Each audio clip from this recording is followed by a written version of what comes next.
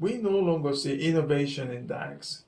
We still see new stuffs, but they are more like same thing in a different box. Some of us think that is no longer a special thing because it is pretty much everywhere, like smartphones. Theoretically, it is not hard to make high performance DACs. Many cheap DACs in the market have pretty much all the figures market wants. Technically, including DAC with all the specs market wants, in the integrated amps or active speakers, a fairly simple process. Even smartphones have DACs with pretty high specs these days, at least on paper. Within these circumstances, market can be skeptical about getting a standalone DACs costing a few $1,000s. Nevertheless, I still think there is a room for a high quality standalone DAC. I believe investing in good front end makes good outcome.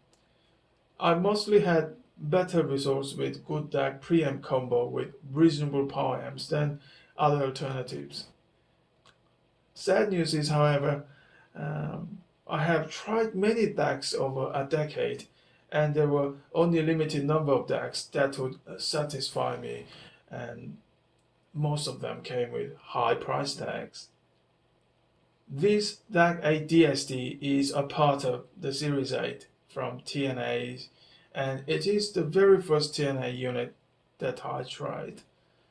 I know TNA make pretty high-end stuff. This DAC cost about $4,000, and yet it is rather cheaper unit from the brand. It is a mid-size unit with round edge square shape from the top view. It has impressive top and bottom panels made of hairline finished aluminium. You can see they are pretty thick and well made. Rear panel of DAC8 DSD provides many different inputs, both XLR and RCA inputs for analog, 4 coaxial, 1 optical, 1 BNC, 1 AES EBU, and 1 USB input for digital. There is a toggle switch for use of separate preamp too. Its front panel looks rather busy with 11 buttons altogether, and there is fairly small but effective LED display. Fortunately, the display is quite clear and display many useful information. Some may not like the small display, but I'm pretty sure they made it this small to avoid possible sonic impairment.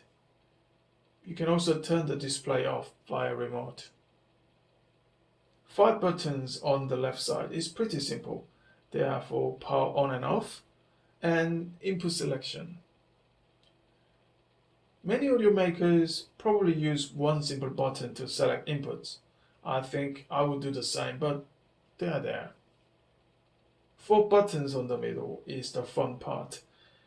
Inv Sys button lets you change the signal phase, then fur OVS and Bezier OVS lets you choose different oversampling, and wide menu is a filter section for PCM files. Most buttons require some time to get used to since they activate different functions of a single, double or long press.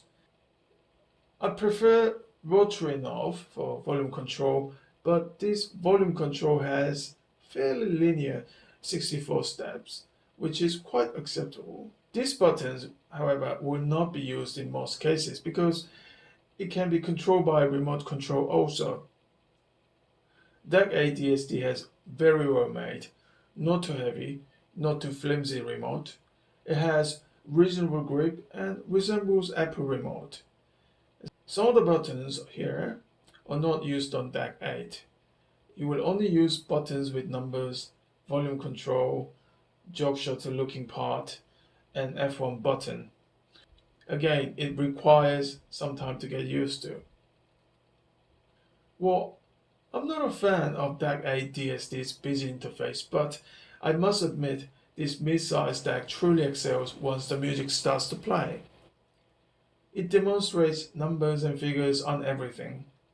For instance, i5's Pro IDSD on the left, costing about 2.5 grand in the States, has all the credentials to be high performance DAC, but the difference is quite clear.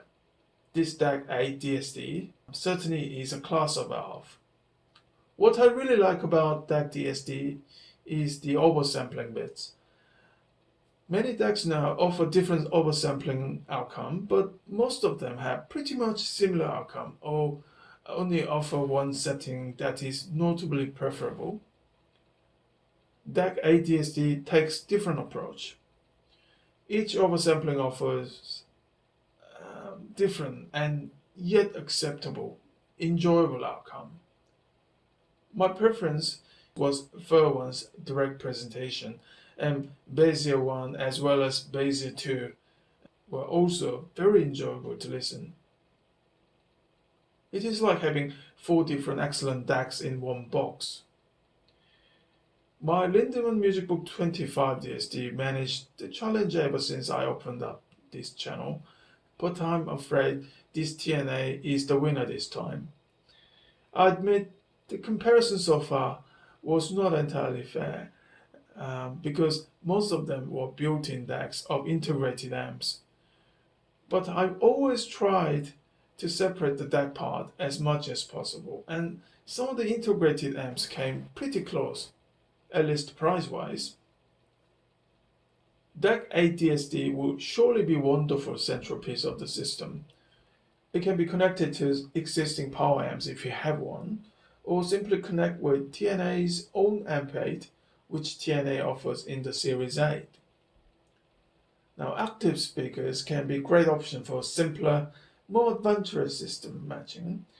The gain setting can be changed to fixed with a flick of a switch at the back if you rather want to use separate preamps.